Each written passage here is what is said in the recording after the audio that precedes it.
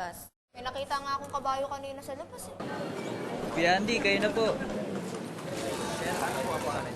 Fernando Atchaso Jr. po. Fernando, ito bang ipapakita mo sa amin ay kakaiba?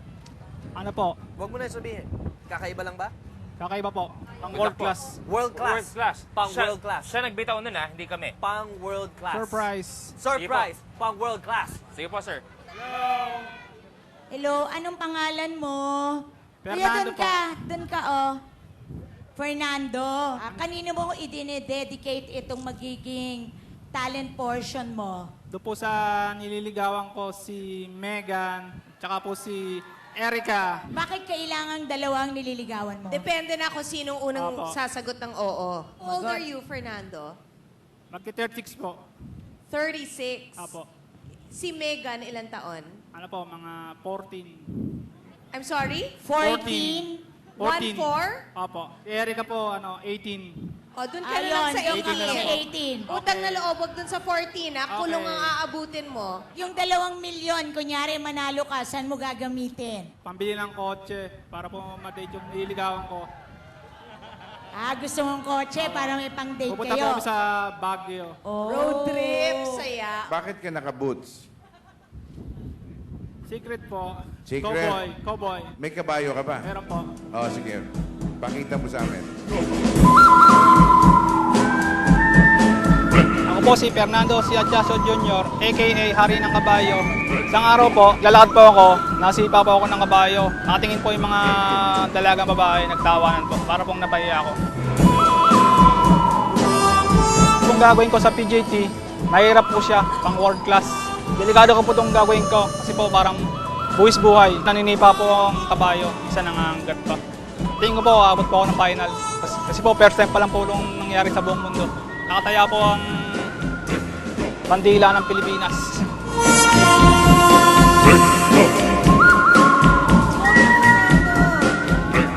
Palakpakan naman dyan! Okay, salamat!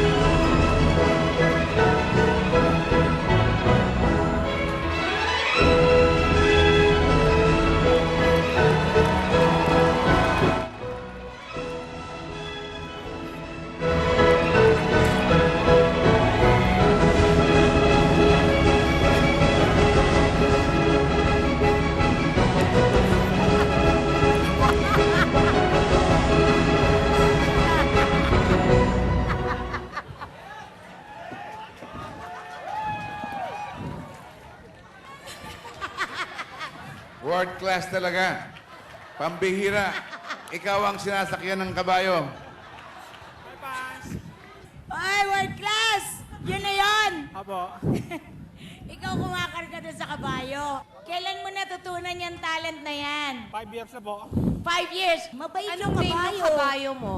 Tuklaw. O ibigay naman natin kay world class na trinain niya si Tuklaw for 5 years. Na hindi tumatakbo, na kinakarga lang niya.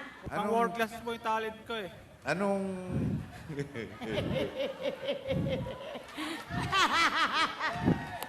In fairness, ha? Tsaka yung guts mo, ha? Yung talagang naniwala akong world class. Hanggang ngayon nga, kahit alam ko wala ka kwenta-kwenta, naniniwala ako world class yung ginawa mo eh. Apo. Patulong po sana ako sa ABS-CBN para po makapasok sa Guinness Book of World Record. tingin mo? Ano magiging record mo? Ano po? Horse King. Horse King. Ako, world class. Kasi hanggang ngayon talaga naniniwala akong world class yung ginawa mo.